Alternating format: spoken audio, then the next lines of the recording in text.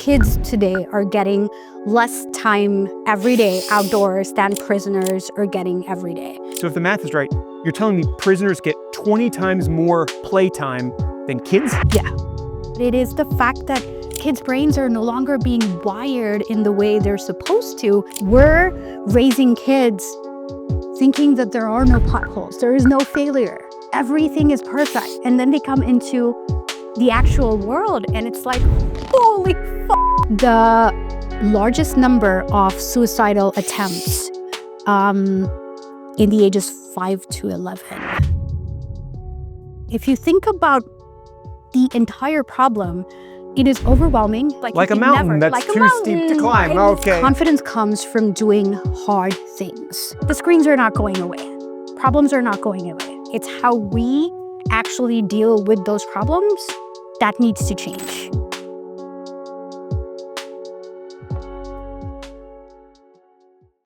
Picture in your head a conversation I'm sure you've had before. Your parents reminding you of their childhood come up saying, when I was your age, I went out in the morning and I wasn't expected home till dinner. Matter of fact, nobody really knew where we were. We just played outside all day. Didn't that sound freeing? How different is that from your experience today? As it happens, much different, and we can prove it. Today, I'm with Ketaki Desai, founder of Dashstrom. Ketaki, thank you very much for joining today. Thank you, Adam, for having me here. And we're gonna talk about what I think is this battle of screen addiction, this plague that is just one of many factors, which has taken the play out of childhood, out of our youngest generation. And we're gonna talk about how to fix that a little bit. This is from Brew Gentlemen. We're gonna cheers here. Cheers. The General Braddocks. Cheers for coming on Thought Leaders. Thank you so much, Adam. Thank you very much. Absolutely love Brew Gentlemen. So let's begin with the reasons why screen time has taken over, why playtime has fell into the background. And I know there are some pretty stunning statistics around this as well. How did we get to this point where nobody seems to be playing outside anymore? Yeah, it's actually quite interesting. It started several decades ago, and a lot of this comes from Jonathan Haidt's research, where he says, you know, after World War II, when the boomers came back, and there was this sense of like overprotecting the kids because of course they'd seen the war, they'd seen all this negativity and horrors, yes, and like economic depression. We had like back-to-back things happening, and so you have all these people coming back, and like for generations you have people being overprotective of their kids. So these are, you know, now kids that have become Gen Xers, millennials, right? There is this fear of letting your kid fail. There's this fear of like having, like, you know, kids having any discomfort. And mind you, parents want to be protective of their kids, right? That's a parenting, it's a thing that— I have a young child, I feel the same way. Well, I don't have kids. We have a dog. He's the center of our universe. So Same idea. You don't want anything to happen to your dog. You don't want anything to happen to anyone that you're taking care of. Right. The issue though is evolution dictates that at some point we lose that innocence and become adults, right? And so you have, even when you think about birds, you know that birds sort of push their young ones out of the nest. Whether they fall, they have to learn to fly. And it's the same with natural evolution in humans, is that kids learn how to grow up and live in society through the play that they do outside. It's, you know, conflict resolution. Like, you know, when you're playing with your friends and someone's fighting and you're all like figuring out how to make it work, and then you fall and you scrape your knee and you're like, I have to deal with this, or I have to go tell my parents, which is probably not such a good idea. Right. And so all these things about, you know, conflict resolution and failure and dealing with challenges and all of these things we learn primarily through our interactions outdoors with other kids that are also learning at the same time. And that is how our brains get slowly wired into self-confidence, into developing who we are as adults.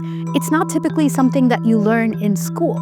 And what is happening because of the loss of play is not just the physical activity, but it is the fact that kids' brains are no longer being wired in the way they're supposed to. So they're short-circuiting to this new way of like, well, my parents are going to fix everything for me.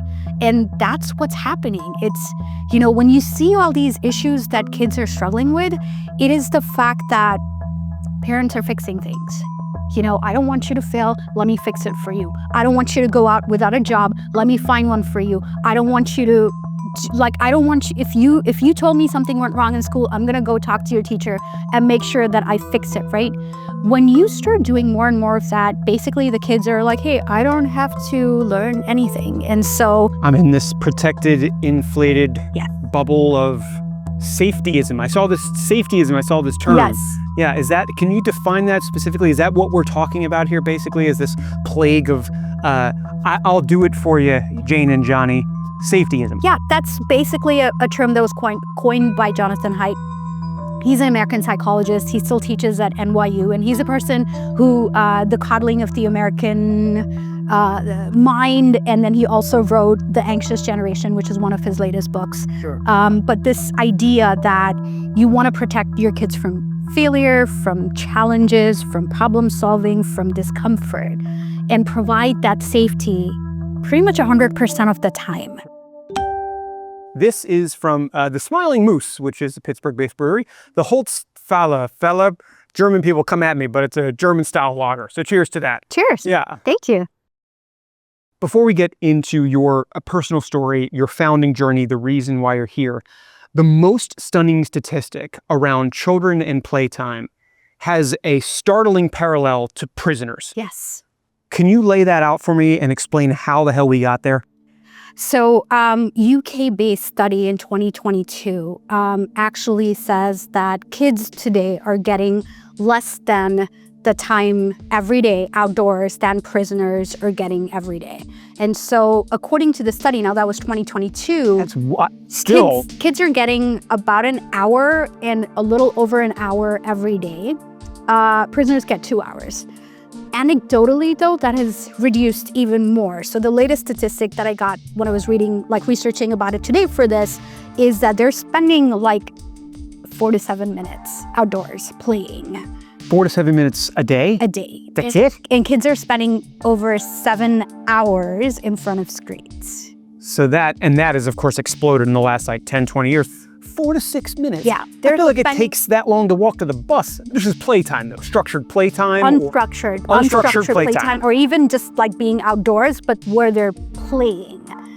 Not, walking from one place to another, whatever. It just it's shocking how little time. Yeah, if I'm thinking about this right, so if the math is right, you're telling me prisoners get 20 times more playtime than kids? Yeah. That's nuts. Yeah. But that is basically what we've come down to, right? When you think about all the things that we talked about in terms of the protectionism and the safetyism and this idea that something might go wrong and it happened to my kid, do you know that I think there is some number that says if your kid is standing at an intersection, it can take 300 or some random crazy lots of hours before a kid that's just standing on an intersection in the middle of nowhere, before they can get abducted. It's not normal. Yeah. But what happens when you think about all the things that we talked about, right? Coming from the war, thinking everything is bad, then saying, well, I have to protect my kids from all of this, then, terrorist attacks happening around the world. And then you have things happening in your backyard where their schools are being attacked. Parents are like, well, something bad is going to happen to my kid every day, so let me just keep them indoors. Let me do structured play dates, right? Let me make sure I am the one dropping my kid to every single activity that they're doing on weekends. I remember growing up and going to stuff on my own, taking a bike, riding a bike and going to from one activity to another. Things like that don't just happen anymore. Well, let's talk a little bit more about that experience then. Tell me about your upbringing and how that influenced what you see today and why the problem has become so obvious to you. So I was born in India, and I spent several years of my childhood there. I did spend some time in the Middle East for 6 years and then went back to India. So it's actually quite an interesting contrast. So in India growing up, right, so this is the 1980s, And you pretty much were, after you came back from school, you were like sent out. You were like, don't come back until it's, sundown. I don't want to see your face. Like, that's how your parents got stuff done. That's the story right? that I'm used to from my parents, but a generation removed. Exactly. And so the idea was that you played outdoors, you scraped your knees, you hurt yourself, like all kinds of crazy stuff, sometimes like borderline dangerous. So that's probably not a good thing, but it was so unprotected and you had to figure it out. Even when there were things like bullying, it was like, well, that's a part of it. You talk to your parents, they give you advice, but you have to go fix it for yourself. And I feel like there is this whole sense of things like having to fend for yourself was the norm. And I think that's really what's changed. I think also for me growing up, I had a very, very dysfunctional, like crazy childhood. We didn't have money, like we were below the poverty line in India. I had issues in my house. So I actually ended up learning a lot about how to be an adult. That loss of innocence happened much younger, when I was much younger. And so I know that, and it's kind of weird because my husband always tells me, he's like, it's almost like you were born and then you were like super self-confident. And I'm like, I didn't have an option. I didn't have an option for my parents to come and fix things for me because I was actually helping fix things for my parents. And so I grew up with struggles like always, but I did really well at school. I was always like, the first person to raise my hand for anything, any extracurricular activity. I was not a very athletic kid, so I fixed that when I got older. Now I'm a hiker and I'm a black belt in karate. Oh my God. There is no. I'm going to stay on this side of the table. Yeah. Okay. Well, that's why the beer helps. Yeah, that's right. Oh, I don't know. If you give me beer, you're my friend. Oh, okay. Well, good. All right, good.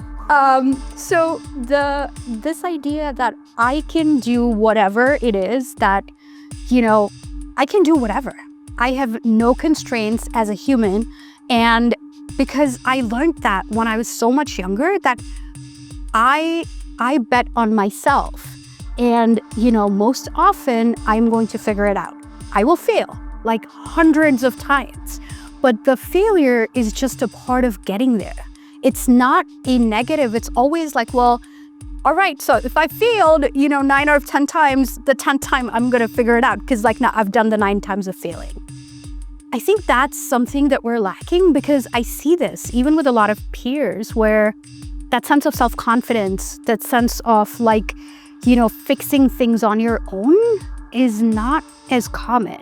And I say this I've gone through clinical depression. I've, taken antidepressants. I have done therapy, like everything that needs to be done. But you're like, but I want to get to the other side and still figure it out, right? Like difficult things happen and you still have to figure it out. Unless you're dead, you still have to figure it out. Right. I'll give you this one story that just recently happened with one of our friends. And, we were on a vacation and this whole thing about the kids were going on a separate tour bus. We were with the kids because the kids loved me and my husband. We were like the cool aunt and uncle, right? Yeah, we great. get to do the fun stuff. Yeah. And our friend was like, oh my God, do you need, and it was an hour and a half, right? There were adults, all the kids were together, they all want to be together. And our friend was like, wait, do you have your bottle of water? Do you have your jacket? Do you have your hat? Do you have your this? Do you have your that? And we were like, guys, we have everything. If she needs something, we'll give it to her.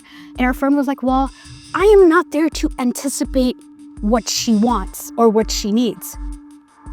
And that's when it really hit me. And I was like, as a parent, your job is not to anticipate what your child needs, right? If they need something, they will come to you. Give them a chance to figure it out themselves. But if you're constantly trying to, you're fixing all the potholes even before they get to that place, it's not helpful because your child is going to think there are no potholes in life.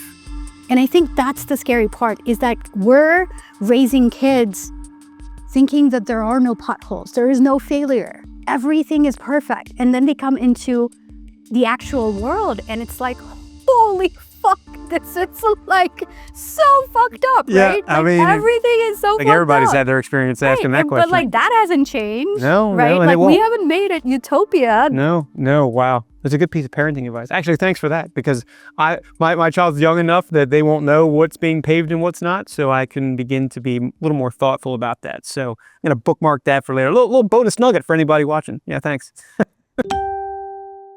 So this one's called Squish Ice. Okay. Cheers. Cheers. Cheers. Despite this safetyism and how it's expanded and how its grip has strengthened, and despite what we're seeing about, like, is there an end in sight, all is not lost. Yeah. There is certainly a way to bounce back out of this, whether it be against screen addiction, whether it just be outside of this bubble that's been built. And luckily, there's some research to talk about that as well. So what have you found in that world? What do you lean on, especially as you've used it as a psychological foundation for founding Dashstrom? Absolutely. So Carol Dweck is an American psychologist who taught at Stanford, and she coined the concept of the growth mindset. This was like a long time ago. But her research basically points to this idea that, you know, the ability to solve problems or face challenges is not an innate ability that people have. It is something that you develop. And the more failures that you face, the more problem solving that you do as a child, the more that ability develops. And so when we talk about rewiring the brain, so neuroplasticity is this idea that your brains are slowly molded into being wired into the way that you want them to be when you're an adult, right? So you have very moldable brains when you're younger. And all of these struggles and these problem-solving processes actually wire your brain in a way that you become self-confident, you develop resilience, you develop grit, and this growth mindset. And so what she says is that if kids are given the opportunity to do that at a younger age, they will actually develop all these qualities that help them as adults. Again, going back to what we've been talking about, when kids don't do that, their brains actually get short-circuited and they never develop those qualities. And so when we say that kids, you know, when we say someone is talented or smart, we're kind of saying that you were born with this and you're sort of going to live with this ability for the rest of your life. That is not true. And I think that's why this is crucial, is that everyone can learn processes. And if we train kids to look at a problem as a way to find a solution, to develop their brain, they no longer start fearing failure, because it's not about, oh, if I can't do this, I never had the ability to do it.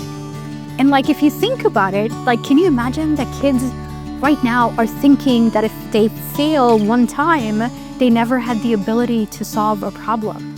Right. That's like, how messed up. It was destined for me to be a right. failure or something. It can change, and we can actually do that, and that's where Dashstrom comes in. Right, okay, cool. So that's where Dashstrom comes in. Finally, you get to this breaking point. You're like, damn it, I'm gonna fix this. I'm gonna find examples of that growth mindset, and I'm going to build a methodology to change this tide. Tell me about Dashstrom. Well, the great thing is that it wasn't me who did it. My co-founder is she's a triathlete. She's an Ironman, straight Ironmans, right? Wow. She was one of these kids. As a kid, she was super protected, grew up in a very secure, family, and actually was sort of told that she really couldn't accomplish much.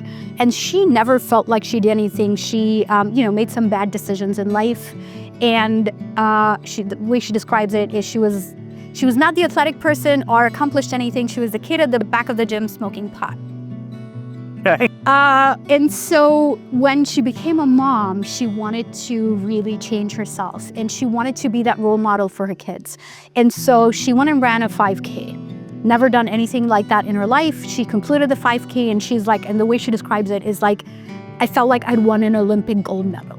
That was my new, addiction. Right. And so then she started running half marathons, full marathons, triathlons.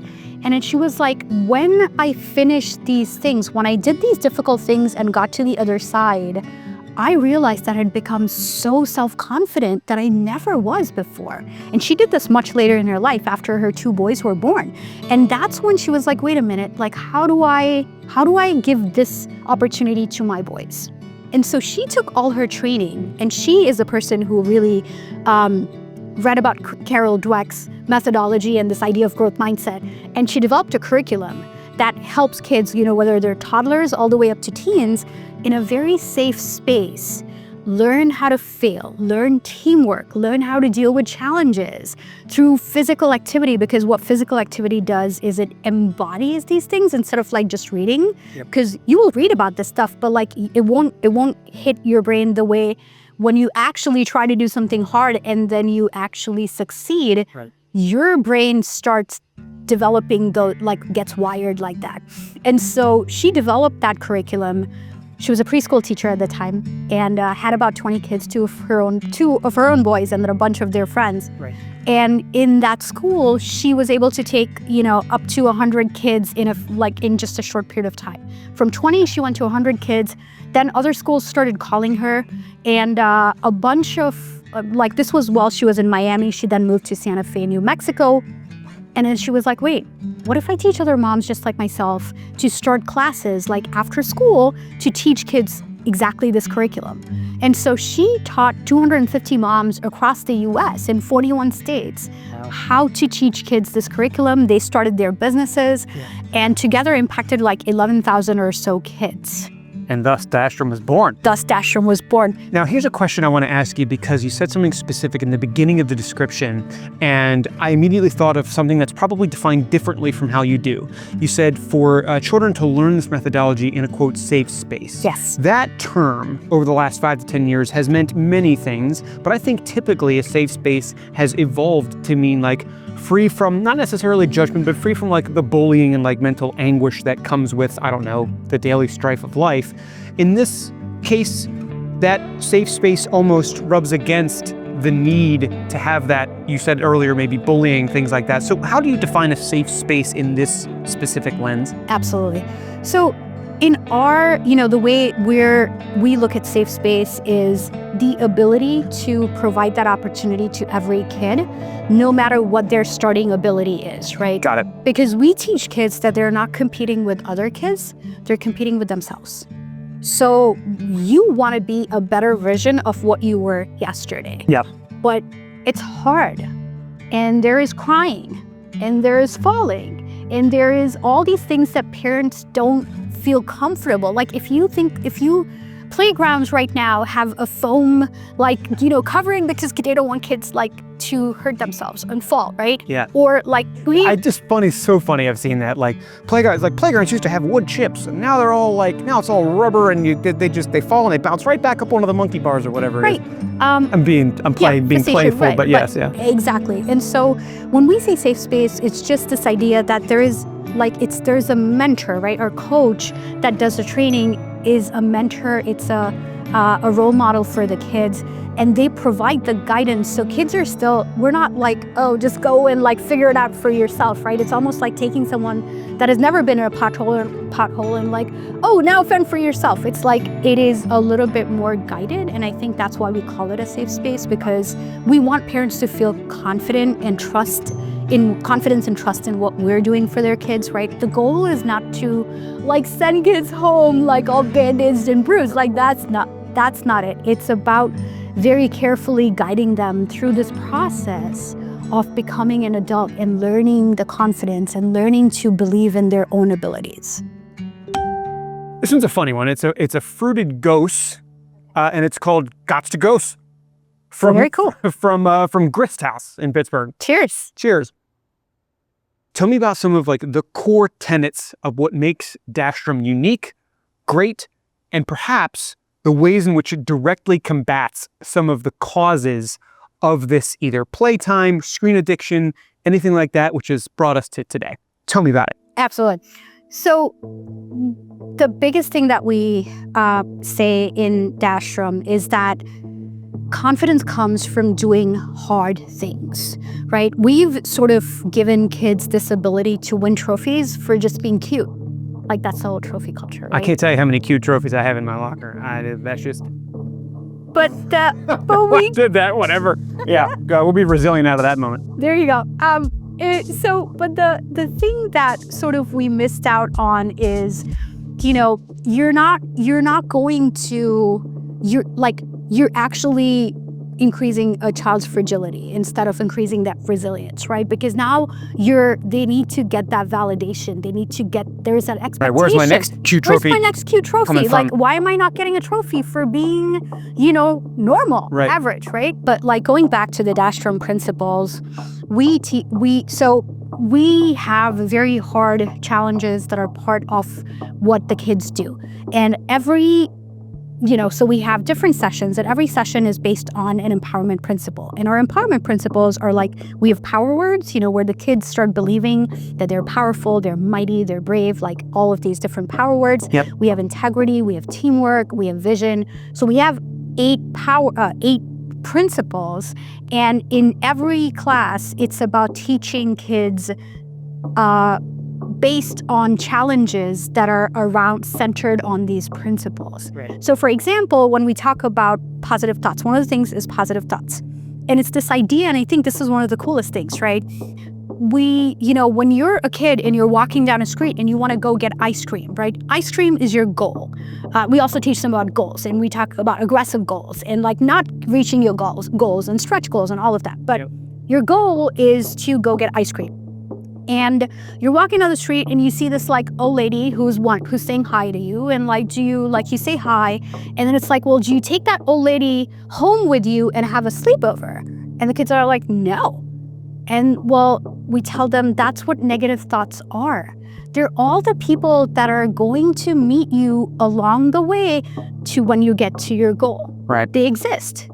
You acknowledge them, but you don't imbibe them into your, final goal, which is going and getting the ice cream. Right. And when you describe it to the kids like that, they totally get it. They're like, oh, the people on the street exist. I just have to say hello. Okay, that's what negative thoughts are. And then we play a game with negative thoughts and positive thoughts. And then it's like a tag thing where the negative thoughts will tag you, but you have to hold the negative thoughts until a positive thought comes and you actually think positive about yourself. And like, that's how interesting. So that's like this visceral physical tie to these mental, Exactly. emotional intangibles. Exactly. We make it very physical and visceral because that's how kids understand the meaning of some of those words. Like, kids don't even understand what they mean, but they read about them. Right. Quick question related to that. So like, kids will be kids regardless. Yeah. And so even if you have like the most rigorous methodology set up for this, there still might be some of that negative feeling, bullying, something like that will come about. And it may even happen in a power-packed hour-long session here. How do you approach that sort of thing, like in the moment when it happens? Is it that's just part of life? Is understanding that there's, of course, in school you would think, oh, there's discipline for that, maybe. How do you deal with that? Because like, if it's part of life, should it be part of this too? That's a really good question. So this is where the coach training is really important, right? So we train our coaches with about 80 hours of material. My co-founder is the head coach, so she does a lot of one-on-one with them. And because she has done this herself on the field with like hundreds of kids, she literally has a list of all the different situations. That's cool. That, a coach, encyclopedia, almanac of bullying, of what a coach will encounter. Wow. And so a lot of her training is surrounded around not just like the curriculum, but also how to teach different kids with different abilities, how to incorporate that curriculum, how to deal with the conflict that happens on the field. And so that's why this is important, because it's not just like, hey, here, read it and go do it, right? It's not that. It's a lot of learned experiences over a lot of years. Got it. And importantly to the whole screen thing, intentionally tech-free? Yes, 100%. So while the coaches training is done virtually, because we realize that there's you gotta build a nationwide network somehow. Exactly. That's understandable. And it's asynchronous. Plus they're adults, so like they should know better. It's like that's the only way we could train all the coaches. But the kids, it's 100% without screens. And the reason for that is exactly that, right? If we're saying that kids are dealing with 60% of kids today are dealing with anxiety, depression, or obesity, right? Mental, physically, 60% of kids. And the largest number of suicidal attempts in the ages 5 to 11. What? 5 to 11. Suicide is the second largest number of ways that kids ages 10 plus are actually dying. That in the is United States. Yes. Wow. I would have never. Yeah. 5 to 11, geez. And if you think about it, Adam, just like as a quick sidebar, so we've taken all this natural evolution of how kids play because it's how kids want to engage. They want to engage with other kids. They want to do this in a community way. So instead, they're doing it now on the screens, right? Like, what are kids doing on the screens? They're literally doing multiplayer games. So they're engaging with other people. But they're also engaging with the bad actors, right? You want to protect your kids from all the real stuff that's happening in the world, but a lot of the real stuff is happening online. And kids are actually getting, they're sending their pictures to people. They're actually going and meeting strangers. There's a lot of bad shit that happens online. It actually happens way less than the 300 plus whatever hours that I said it would happen in real life, right? So kids are actually in these spaces. They're interacting with other people that they shouldn't be interacting with. They're on social media where they're constantly that validation and the need for external validation. They're trying to get that from social media. And so these kids that need that engagement with other kids their age are instead trying to find that from entertainment, social media, other adults. And that is leading to the sense of isolation because kids you can't fulfill those needs with that medium. Right. And so that isolation is causing a lot of depression and anxiety and causing, suicide attempts in 5-year-olds. Good Lord. Yeah. This is the heaviest one of the day. Okay. To couple with like a sort of heavy problem we're dealing with, a hazy IPA called the Oh, You Drank One Too. Like, oh, you drank one too? Oh, you drank one too. Oh, you drank one too? Oh, okay. Me too. Okay. Oh, cheers. Cheers. Oh, now I'm drinking one too. This curriculum, which in its smallest form factor is helping kids in their communities and schools become resilient on the playground, if nowhere else. This feels like the methodology behind it could be applied more universally. Yes. How have you thought about that with your business hat on when it comes to growing Dashstrom beyond where it is today? Absolutely. And maybe I'll also just say that, what the kids are experiencing on the playground actually bleeds into their entire life, right? So one of the quotes that I want to give you is this parent who reached out to us about they were going on a ski trip and the kid was really scared. And then later the kid actually skied really well. And the mom was like, how did you do it? And he said, well, when I was skiing, when I was really afraid, I was saying the power words to myself. I'm strong, I'm brave, and I can do this. I'm strong, I'm brave, I can do this. Have you seen, there are videos of a little girl, probably 5-6 years old, and she's skiing and her dad's behind her, I guess, like filming, and they're on a little, and she's doing this, and she's like, whoa, that was tough. Oh, but I got it. I'm good. Have you seen that? I've seen that. I'll see if I can clip it in here somewhere if I don't get hit with copyright, but that is a cool thing. So you're saying you've experienced that firsthand. Yes, through the program. We've heard parents tell us, teachers tell us, where kids are writing their tests and saying, I'm powerful, I can do this, Like, and you have to say, are you talking during the test? It's like, well, kind of. I'm just telling talking to myself I can do it. Yeah, yes. Interesting. And so it's this idea that, we're seeing kids. We have this awesome clip, I can share that with you, where it was this kid who was actually like not very interested in doing anything. And he was one of those kids who was like, all the time. Okay. And we have this clip at the end of the program. So Christina takes them on like a run, like a 5K run. Imagine these little kids, they do a 5K. Or used to do. That's a fun little mirror to like the beginning of her journey. Yeah. And we have this video where he is like, negative comes sometimes, but I say, bye negatives. I can do this. I am strong. And like, it is amazing. He's like, and I will never give up. Negatives come sometimes, but you know what you say? Bye-bye. I'm gonna keep going, and I'm not going to give up. And it's like, this kid is like, where did you come from? Yeah.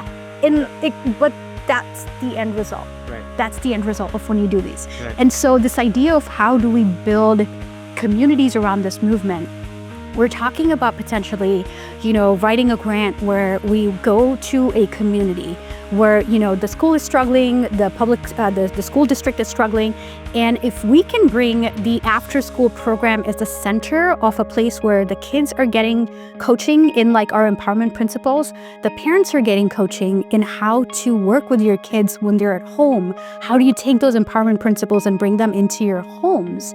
And how do you deal with technology in your homes? And then the idea is to potentially teach the teachers, like train the teachers in our programs. And the teachers are the ones that are helping the kids. And now we're like really working with all the stakeholders and bringing the community together.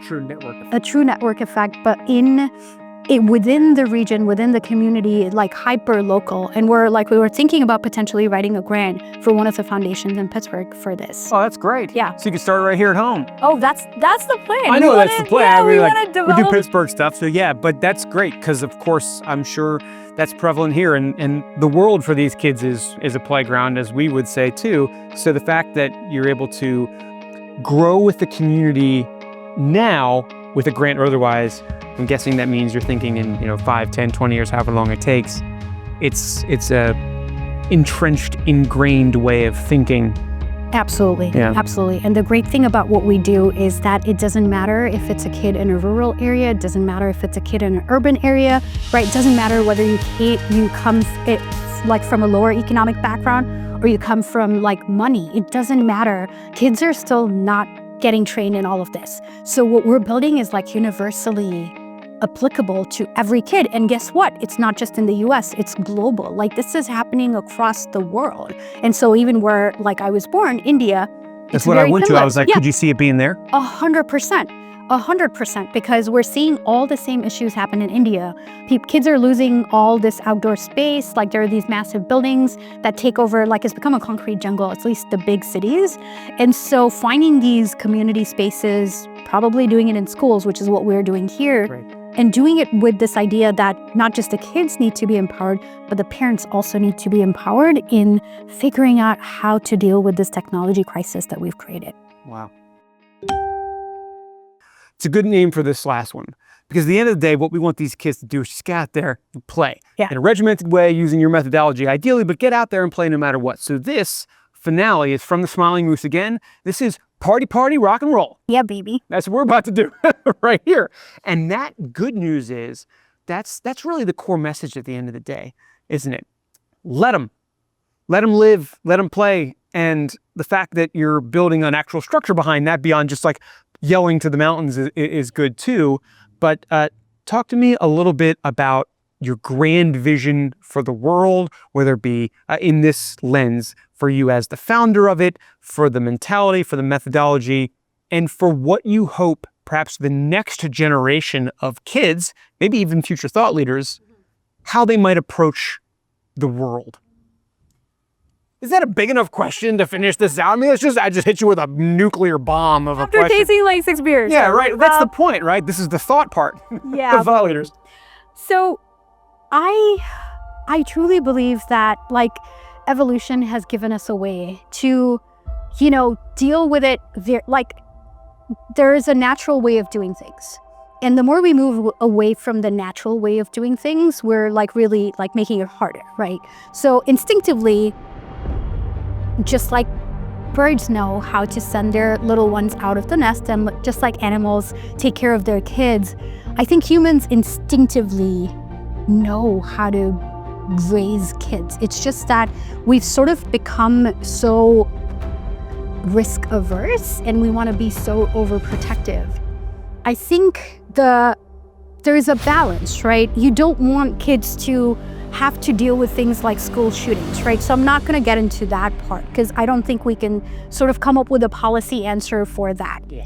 But to the extent that we can make it easier for parents to figure out how they can guide their kids while protecting them, but also letting them evolve into strong, confident, resilient adults, that's what we want to do. And we want to do that whether it is kids that come, go to private schools or kids that are in refugee camps.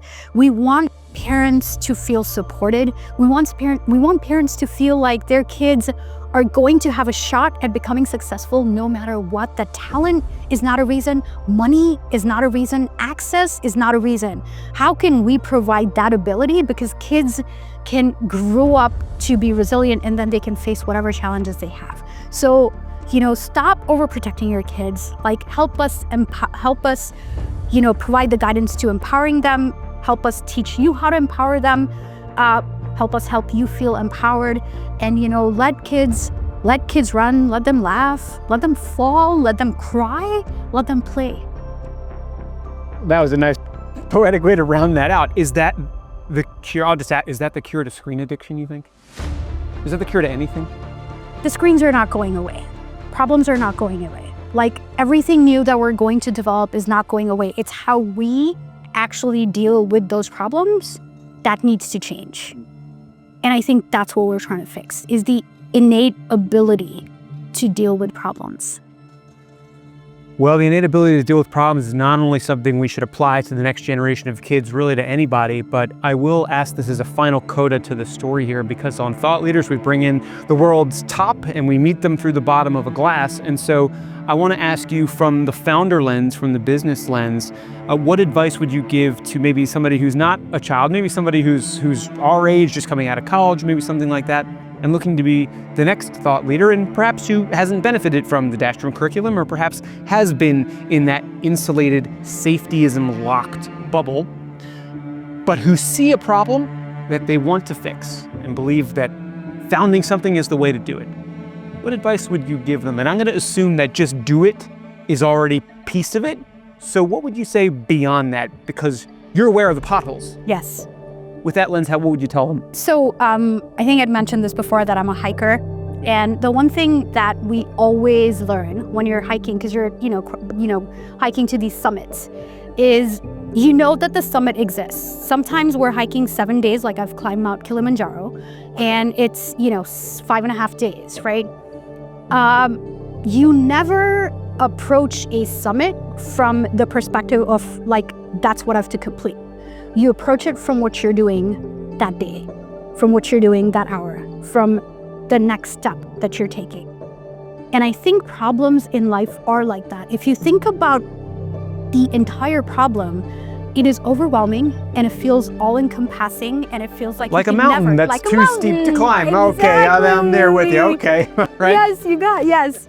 And so you have to take it one step at a time. And I will tell you, like, the summit climb on Mount Kilimanjaro starts at midnight, because you're climbing because you want to be at the top of the mountain when the sun rises, which is at 6:30. So it's completely dark. When we climbed it, it was minus 60 degrees centigrade. So, like, we had 3 layers, including a ski layer. Like, it was insane. And it's pitch dark. You have your headlamp, and you're literally looking at the back, like the towpath on the. I was focused on the back of my the guide that was walking, on the back of his shoes. That's it. That's 6 hours. Yeah. That's all I was looking at, right? Wow. And you're dealing with all these feelings, right? You're like, why the fuck am I doing this? Like, I could die here. Like, this sucks. Like, this is ridiculous. And, like, all these things, and, like, you feel like you want to cry and give up and everything. But all you have to tell your brain is, like, okay, I just have to take one more step. I don't care about getting up there. He's walking, I just take the next step. I take the next step. And I remember feeling that. I remember in the first 30 minutes, I thought I was gonna die. I thought I literally almost wanted to break down. I made my husband stop. I turned him around and I gave him a hug, and it was like panic mode, and, like, which happens when you're dealing with problems. And then you sort of center yourself and, like, okay, I just have to take one step, and I'm gonna think about taking that next step. I don't care about the fucking summit. Yeah. You can take all of that out, but I'm keeping it. And I remember about, like, 2 hours of doing that, I looked back and I remember seeing the little lights that we had crossed from, like, the base camp. Seems so far away. So far. Yeah, so far away. They were so far. Wow, look how far it came. And I was like, oh my God. Like, with me feeling this crappy, if I could do that, I'm like, I'm totally reaching the summit, right? Like, you just have to cross that. Those 2 hours were the worst, but, like, it's the next step. So that's what I tell every founder. Founding a company is literally the hardest thing you can do. But if you keep thinking about like, when am I going to exit? You're never like, that's not it. Solve the next small, and this, it might be the smallest problem that you're solving. Like, but just focus on that, do it to the best of your knowledge. And honestly, every decision is not a make or break decision. Like, there's gonna be things where you're gonna do wrong. There's always gonna be time to fix it. We just learned today that our taxes were not filed, so we are filing taxes late, right? Like, I just as I came here, I was like, wait, what? And then I was like, no, it's all good. We can do it. So you have to be like, the shoes, focus on the shoes, focus on the shoes. Exactly. Yeah. Because I was like, we can still do it. We don't owe them anything, so it's fine. We just learned that.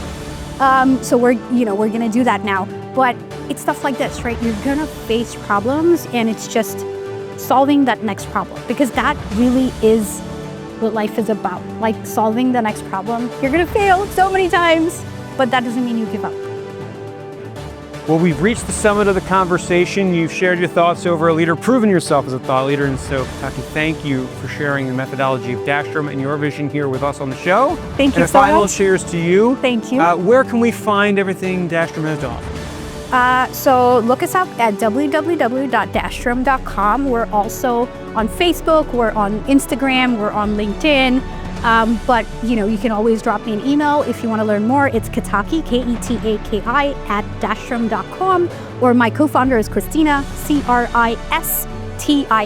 @dashstrom.com. Okay, and hopefully in a playground near you or a school near you at some point. 100%. Yes, we're going to be in like 4 campuses in Pittsburgh in fall. So if you're here, at least 4, if not more. If you're here, like, if you don't see them, where you at?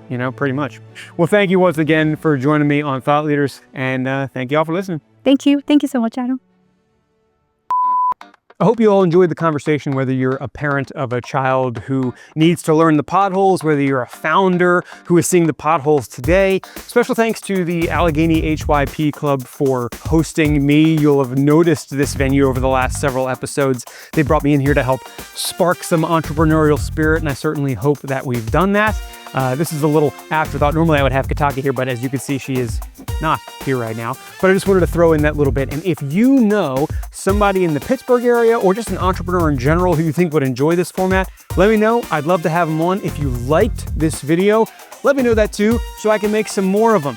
I'll put all of the view next things right here so you can see that too. But thanks once again for tuning into Thought Leaders, and we'll see you next time.